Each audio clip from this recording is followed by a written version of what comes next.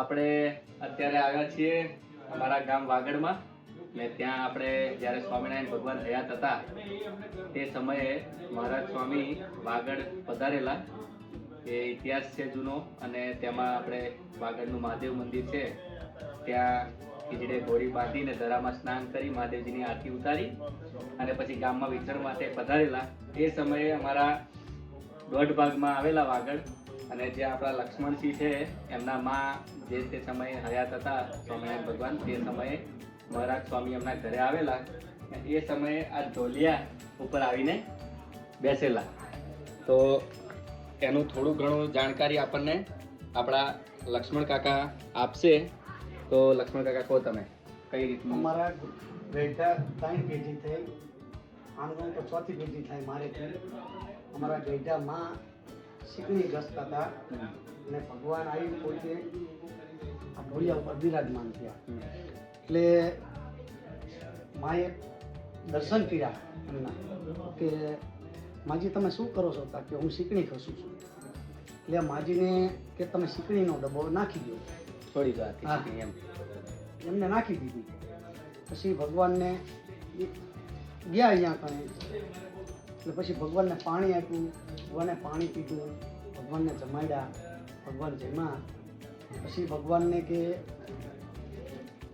માજી હા હજી પાણીનો એક લોટો મારે જોઈશે, તમે લઈ આવો. એટલે માજી તાંબાનો લોટો હતો તે વખતે જૂનો. માજી પાણી લેવા ગયા, ભગવાન નીકળી ગયા. હા નીકળી ગયા. બરાબર.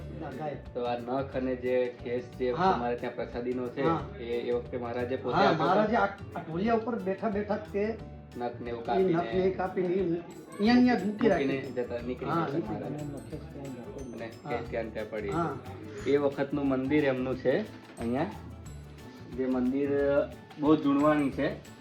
તમે જુઓ અંદર ફોટા પણ એ વખતના સ્વામિનારાયણ ભગવાનના, શ્રીજી મહારાજના છે, સહજાનંદ સ્વામીના. બહુ જ જૂના ફોટા છે. બહુ જૂનું મંદિર છે. મહારાજની હયાતી વખતે જ્યારે અહીં પધારેલા એ વખતનું મંદિર છે. આખા મંદિરનો આપણે હવે બહુ જૂનામાં જૂનું મંદિર છે. હા એટલે આપણે હવે જઈશું એમના મંદિરમાં. મહારાજ સ્વામીનો ફોટો છે અને એમના નખ મહારાજના, સ્વામિનારાયણ ભગવાનના અને ખેસની જે પ્રસાદીનું છે એના દર્શન કરીએ આપણે. આ જૂનામ એ વખતનો આ ફોટો છે. આ ફોટો તમે જુઓ હા નજીક આવો. જૂનામ જૂનો ફોટો ઈ છે. બરાબર. ઈ ને પહેલાના સમયમાં તો ફોટા પાડવાનું હતું નહીં કંઈ. તો એ સમયે જેવું જેનું રૂપ હોય, સ્વરૂપ હોય એ જ રીતનો ફોટો દોરવામાં આવતો. તમે જુઓ સ્વામિનારાયણ ભગવાનનું જે મુખારવિંદ છે એ જ વખતે જેવા હતા દેખાતા હતા એ વખતનો જ આ ફોટો છે. એમાં હવે આ આપણે ભગવાનનો ખેસ છે. આ જો આ જે ભગવાનનો ભગવાન ખેસ ખેસ છે. મૂકીને ગયા હતા ને ઈ. ખેસ જે ઢોલિયા પર મૂકીને ગયા હતા એ ખેસ છે. એના દર્શન કરો. અને આ છે ડબ્બીમાં એમના નખ છે અને કેસ છે. બરાબર. એમના વાળ વાર છે આ. હા.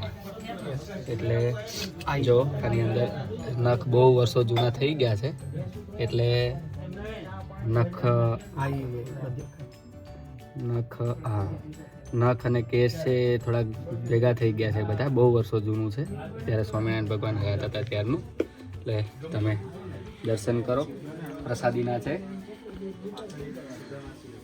હવે અમે લખુભા તો જેટલું જાણતા હતા એટલું કીધું. હા બરાબર.